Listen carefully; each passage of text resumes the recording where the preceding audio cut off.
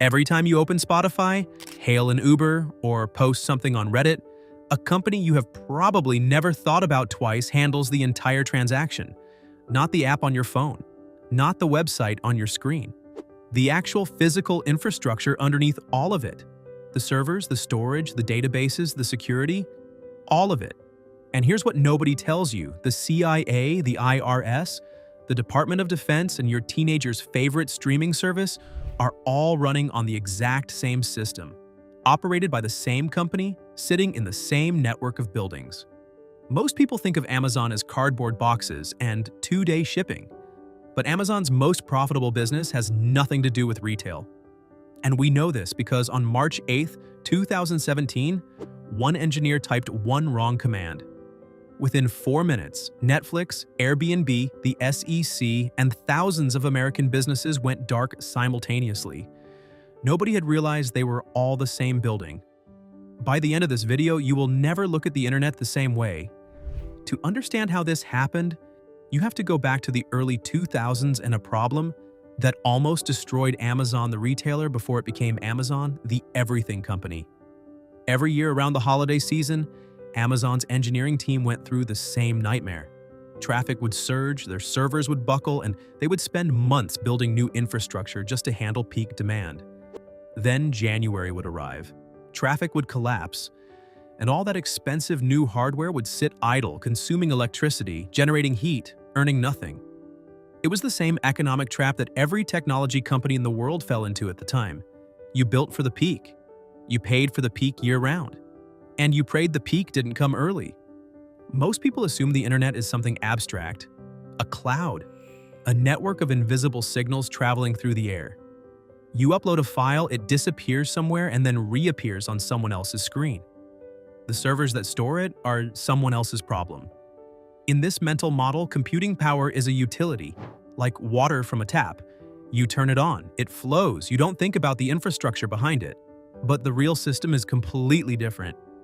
In 2002, Amazon's then CEO Jeff Bezos sent an internal memo that became one of the most consequential documents in technology history. The mandate was simple but radical. Every team inside Amazon had to expose their data and functionality through service interfaces. Those interfaces had to be designed to be usable by outside developers, and anyone who didn't comply would be fired.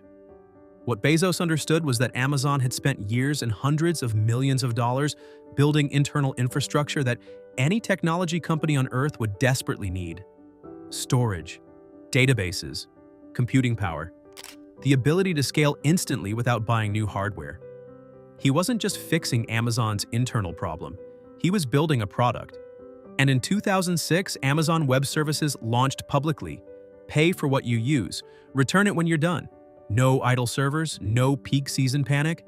It was the container leasing model applied to the internet. And for 3 years, Amazon had almost no competition at all. The numbers that followed are difficult to comprehend. AWS launched with a handful of basic services. Today it offers over 240 distinct products. It operates data centers across 33 geographic regions, containing over 100 availability zones. A single AWS availability zone is not a server room. It is one or more physical data centers, each containing tens of thousands of servers, connected by redundant power feeds, redundant cooling systems, and redundant fiber links. Analysts estimate Amazon operates somewhere between 2 and 5 million physical servers globally. And in 2023, AWS generated $90.8 billion in revenue. More profit than Amazon's entire retail operation. Let that sink in. Here's where it gets interesting. AWS is not just big. It is the foundational layer that most of the modern internet depends on. Netflix runs almost entirely on AWS. So does Airbnb, Lyft, Pinterest, Reddit, Slack, and Zoom. When you stream a television show, book a vacation rental, or join a work call, the data is almost certainly passing through an Amazon-owned building somewhere in Northern Virginia or Oregon. And it doesn't stop with consumer technology. The CIA signed a $600 million contract with AWS in 2013. Amazon is getting into the spy game. Well, sort of. The company has signed a $600 million deal with the CIA, and Daily Finance reports it doesn't have anything to do with buying books. Amazon will help the agency build a private cloud infrastructure to keep up with emerging technologies. The IRS runs its taxpayer systems on it. NASDAQ uses it to process financial transactions. The Department of Defense awarded a $10 billion contract for cloud infrastructure in 2019. A deal so large and so contested that Microsoft eventually won it on appeal, purely because the concentration of power in a single vendor had become a national security question. That is the paradox at the center of this story. AWS exists because the internet needed a shared, neutral infrastructure layer, and it has become the opposite of neutral. More than 90% of the people watching this video right now are not subscribed. If you're the kind of person who wants to understand the hidden systems behind the digital world, not just the apps on your screen, subscribe, hit the bell, and share this video with one person. Now let's continue, which brings us back to March 8th, 2017. A small team of engineers at AWS was performing routine maintenance on S3, the storage service that holds the images, videos, and data for millions of applications. S3 is not a flashy product. It is digital warehouse space, boring, essential, invisible, the kind of infrastructure you only notice when it breaks. One engineer was following a playbook designed to remove billing servers from S3's index, but the command contained a typo. Instead of removing a small number of servers, the script removed a significantly larger subset of the S3 infrastructure in the US East 1 region, the original AWS data center cluster in Ashburn, Virginia. It is the oldest, largest, and most densely connected AWS region in the world. A disproportionate share of the internet lives there simply because it was first. Within 4 minutes, the consequences were catastrophic. S3 went offline, but S3 was not just storing files. It was also storing the internal configuration data that AWS's own monitoring and recovery tools needed to function. The systems designed to detect and fix the outage were themselves running on the service that had just gone down. Amazon could see that something was wrong. They could not see what. It took engineers 4.5 hours to fully restore the service, not because the fix was complicated, but because the team had to manually verify the health of millions of individual components with tools that were themselves partially broken. The incident cost American businesses an estimated $150 million in a single afternoon. And the most chilling detail is this. S3 had an uptime record of over 99.99%. Impressive on paper. But the other side of that math is that when it does fail, the consequences are no longer limited to Amazon. They are shared by everyone who built on top of it. So how did an online bookstore end up owning the infrastructure layer for the CIA, Netflix, and the Securities and Exchange Commission simultaneously? The answer is timing, economics, and a structural advantage that proved nearly impossible to replicate. When AWS launched in 2006, building your own data center required hundreds of millions of dollars, a minimum of 18 months of construction time, and an engineering team capable of designing physical infrastructure at scale. For a startup, this was simply impossible. Renting from AWS was the only viable option. And the more startups chose AWS, the better AWS got. They reinvested revenue into more regions, more services, more redundancy.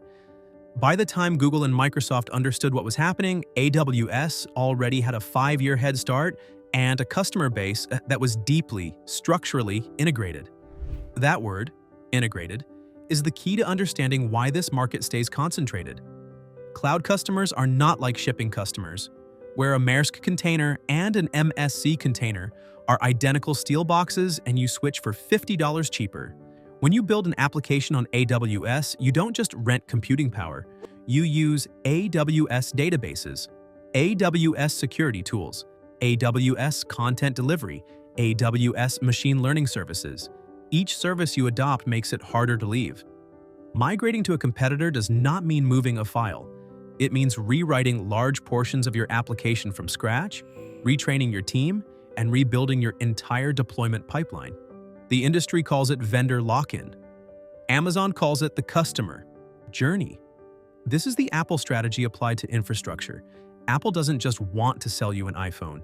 They want you inside iCloud, Apple Pay, and iMessage so that switching to Android feels like losing a piece of yourself. Amazon doesn't just want to rent you a server, they want to run your storage, your authentication, your AI models, and your disaster recovery so that your entire engineering organization speaks one language. And that language is AWS. The financial consequences of this are visible in a single number. AWS consistently generates operating margins of around 30%.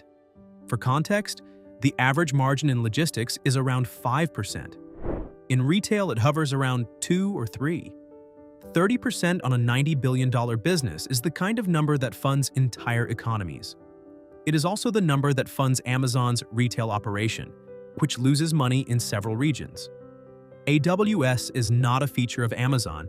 It is the economic engine that makes everything else possible. This isn't just about cloud computing. This is about who owns the ground the internet runs on.